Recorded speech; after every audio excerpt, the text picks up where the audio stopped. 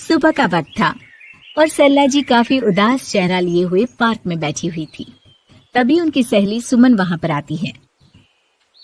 क्या हुआ सरला जी, आज मॉर्निंग वॉक करने का इरादा नहीं है क्या? इस तरह चुपचाप क्यों बैठी हैं? आई तो थी ये सोचकर कि पार्क में जाकर थोड़ी देर पहले टहल लूंगी, लेकिन क्या करूं, मन ही नहीं कर रहा। अरे सब ठीक है, तो इतनी परेशान क्यों नजर आ रही है? नहीं नहीं, ऐसी तो कोई बात नहीं है, सब ठीक है। अरे भाई, अब तो आपको खुश नजर आना चाहिए। अभी कुछ महीने पहले तो बेटे की शादी हुई है, घर में नई बहू आई है, आपके चेहरे पर तो रौनक नजर आनी चाहिए। अरे छोड़ो भी, आजकल की बहुओं के बारे में क्या बताऊं आपको। क्यों, क्या हुआ बहन जी, कोई परेशानी है क्या? कुछ किया क्या बहू रानी ने? अरे भाई, अभी तो शादी को 6 महीने हुए हैं। अब आपसे क्या छुपाना, आप तो जानती है मेरे बेटे ने लव मैरिज की है और मुझे ना इन लव मैरिज वाली बहुओं पर बिल्कुल भरोसा नहीं। ना जाने कब मेरे बेटे के कान भर दे। अरे लेकिन सरला जी, आपके बहू बेटा तो आपके साथ ही रहते हैं, फिर आपको इस बात का डर क्यों है?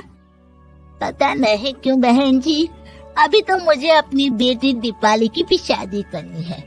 बस इसी बात को सोचकर परेशान रहती हूँ। ये लव मैरिज वाली बहू पता नहीं कितने दिन परिवार में एडजस्ट कर पाएगी। कल को अगर बेटे को लेकर दूसरी जगह चले गई तो क्या होगा? अरे हाँ, याद आया, दीपाली तो दिल्ली में नौकरी करती है ना? हाँ हाँ, बहुत अच्छी नौकरी लगी है उसकी। और आप किसी से कहना मत, अपने ऑफिस में साथ में काम करने वाला कोई लड़का उसे बहुत पसंद है, बता रही थी मुझे। लेकिन अभी तो आप कह रही थी कि आपको लव मैरिज और इन सब में भरोसा नहीं है। अरे तो क्या हुआ, जहाँ बेटी खुश रहे वहीं मैं खुश हूँ। और वैसे भी बेटी को तो दूसरे घर जाना है, वो लोग जाने और उनकी बहू जाने, मुझे तो बस अपनी बेटी का ब्याह करना है। अच्छा अच्छा, ठीक है ठीक है, जैसी आपकी मर्जी। लेकिन मुझे लगता है कि आप अपनी बहू के लिए कुछ ज्यादा ही सोच रही हैं। क्या पता वो वैसी ना हो जैसी आप समझ रही हो।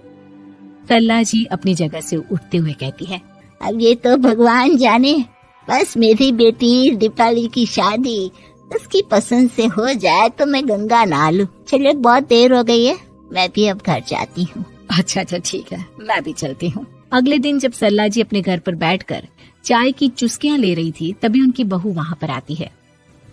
मम्मी जी, मैंने एक जगह नौकरी के लिए अप्लाई किया था और वहाँ से सब कुछ पॉजिटिव आया है। मैं भी नौकरी करना चाहती हूँ ताकि घर के खर्चों में थोड़ा हाथ बटा सकूं।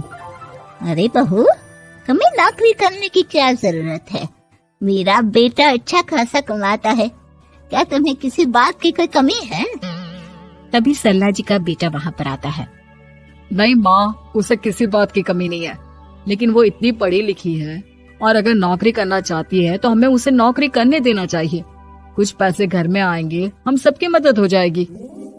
तुम तो ऐसे कह रहे हो बेटा जैसे ये घर तुम्हारी पत्नी की कमाई पर ही चलता है। अरे नहीं नहीं मम्मी जी, इनके कहने का ये मतलब नहीं है, बस मेरी ही नौकरी करने की इच्छा थी, इसलिए आपकी परमिशन चाहते हैं।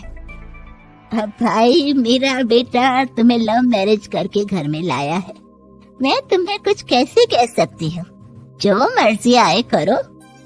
सरला जी का बेटा और बहू वहाँ से चले जाते हैं। अब उनकी बहू नौकरी करना शुरू कर देती है। कुछ ही दिन बाद सरला जी की बेटी दिल्ली से अपने घर आती है और अपनी माँ से कहती है, माँ, मैंने आपको बताया था ना, मुझे अपने ऑफिस में साथ काम करने वाले एक लड़के से बहुत प्यार है, मैं उससे शादी करना चाहती हूँ। माँ, हाँ हाँ, तो मैंने कब मना किया? अगर तुम उसे पसंद करती हो तो उसके घर वालों को कहो, हम आपस में बात करके तुम्हारी शादी तय कर देते हैं। अरे लेकिन माँ, एक बहुत बड़ी परेशानी है। क्या परेशानी है बेटा? माँ, वो लड़का बहुत अच्छा है, लेकिन कुछ ज्यादा ही पैसे वाले घर से उसके माँ बाप। उन्हें मेरे और उसके रिश्ते से वैसे तो कोई परेशानी नहीं है, लेकिन वे चाहते हैं कि शादी 5 स्टार होटल में हो।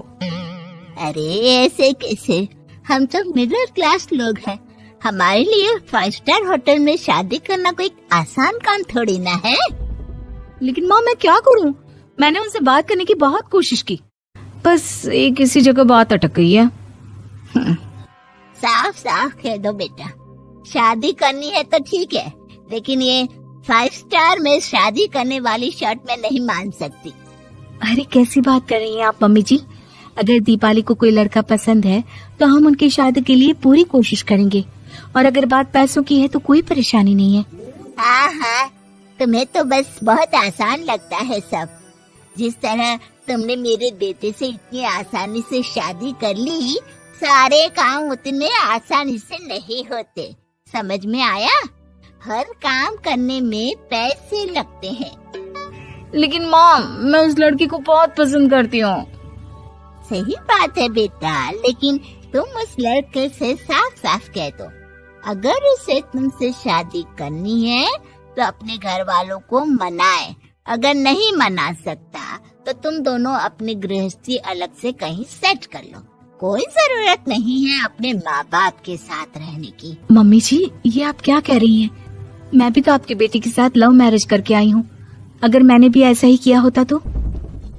लो, अब तो मुझे उल्टा जवाब देने लगी। देखो बहू, मैं तुम्हारी सास हूँ, मुझसे ठीक से बात करो। लेकिन माँ, भाभी ठीक तो कह रही हैं।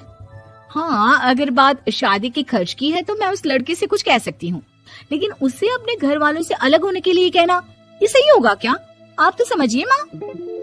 और वैसे भी मम्मी जी, मैंने कुछ महीने पहले जॉब करना शुरू कर दिया था और अपनी पूरी सैलरी बचा कर रखी है। आप चिंता मत कीजिए, मैं दीपाली की शादी में कोई कमी नहीं होने दूंगी। तुम अपनी सारी तनख्वाह मुझे मेरी बेटी की शादी का खर्च करने के लिए दे दोगी? हाँ माँ, मैंने भाभी को पहले ही सब कुछ बता दिया था और वो इस बारे में सब कुछ जानती थी, इसीलिए उन्होंने पहले ही नौकरी करनी शुरू कर दी ताकि मेरी शादी धूमधाम से हो सके। तभी सरला जी का बेटा वहाँ पर आता है। देखा माँ, जैसा हम हर समय समझते हैं वैसा होता नहीं है। आपको लव मैरिज करने वाली बहू से नफरत थी ना, लेकिन अपनी ही बेटी की लव मैरिज पर आपको कोई एतराज नहीं था। ये तो गलत बात है ना? हाँ बेटा, सही कह रहे हो तुम। बहू, मुझे माफ कर दो, मैंने तुम्हारे बारे में गलत सोचा।